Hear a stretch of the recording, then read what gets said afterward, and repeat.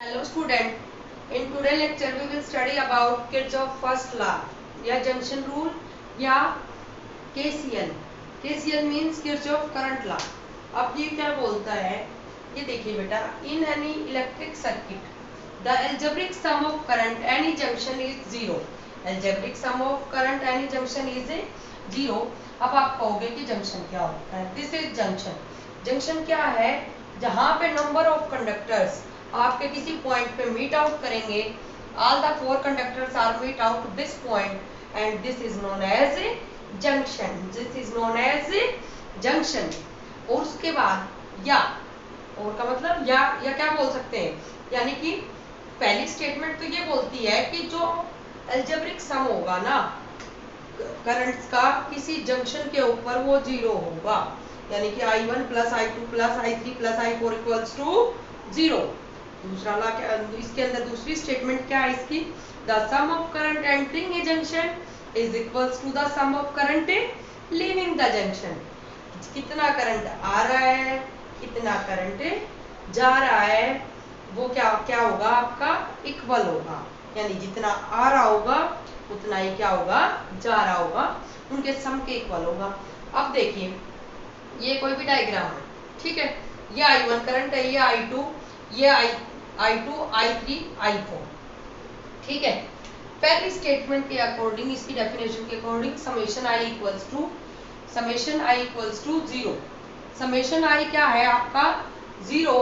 तो समेशन का मतलब सब समझते हैं. समेशन का मतलब होता है बेटा I equals to 1 to n में आपका एडअप होता चला जाएगा. जैसे आपकी किसी भी नंबर की वैल्यू 1 है तो I1 हो गया, दूसरी है तो I2 हो गया, तीसरी है तो I3 हो गया. ये मतलब ये लूप कहाँ तक चलाना है, तो समेशन तो ऐड करता है और ये पाई वाला करता है मल्टीप्लाई. ये ऑपरेटर क्या करता है, मल्टीप्लाई. तो हम इसको देख रहे हैं, तो समेशन क्या करेगा, ऐड करेगा. I1 plus I2 plus I3 equals to zero. ठीक है.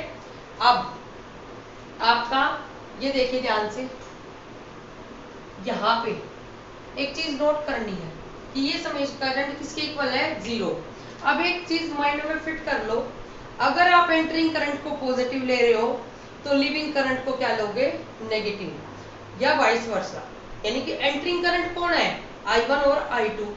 If we are taking entering current as positive then definitely you will take exit current equals to minus, यानी कि उसके साथ क्या होगा, माइनस का साइन लेना पड़ेगा. अगर आप इनको पॉजिटिव मान रहे हो तो इसको क्या मान लोगे, नेगेटिव.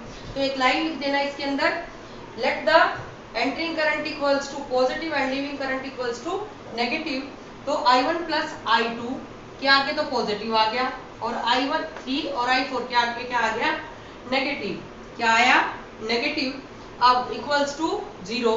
I1 प्लस I2 को इधर रखो, दोनों औरों को कहा ले जाओ, दूसरी तरफ में लेके जाओगे तो I3 plus I4, I3 plus I4. उसके बाद ये कौन सा करंट है, ये है एंटरिंग करंट.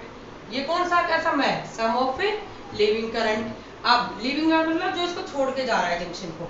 अब एग्जांपल लेते हैं, मान लो ये 2 एम्पियर है, ये 3 एम्पियर है, ये 3 एम्पियर है, ये कितना है, 2 एम्पियर है.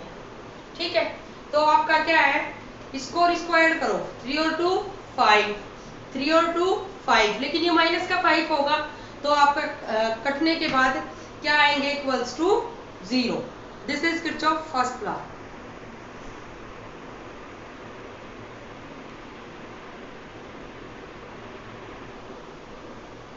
अब बेटा देखिए ये किस प्रिंसिपल के ऊपर बेस्ड है, this law based on conservation of charge. Conservation of charge, क्योंकि ये बोलता है sum of entering current equals to sum of outgoing current. अब करंट किससे मिलके बना होगा, चार्ज से. तो ये कौन से लॉ को फॉलो करेगा, कंजर्वेशन ऑफ चार्ज. और कंजर्वेशन ऑफ चार्ज क्या बोलता है, charge can neither be created nor be destroyed but it can transfer from one form to another.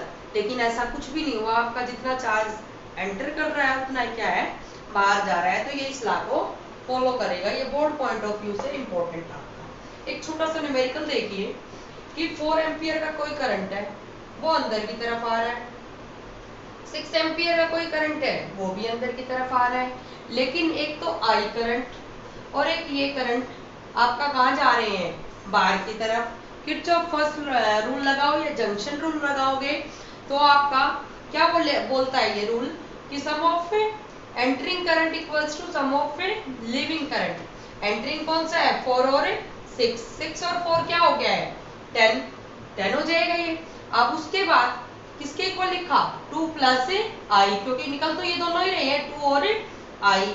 अब 10 हो गया तो उधर से 2 को इधर लेके आओगे माइनस का 2 इक्वल्स टू कितना आया आई इक्वल्स टू 8, तो कितना एम्पियर आया यहाँ पे 8 एम्पियर। लेकिन कई बार ऐसा होता है बेटा जब आप इसको सॉल्व करते हो तो आपकी वैल्यू क्या आ जाए नेगेटिव। अब मान लो ये करंट आपका 12 एम्पियर है, कितना है 12 एम्पियर है, क्या है 12 एम्पियर है।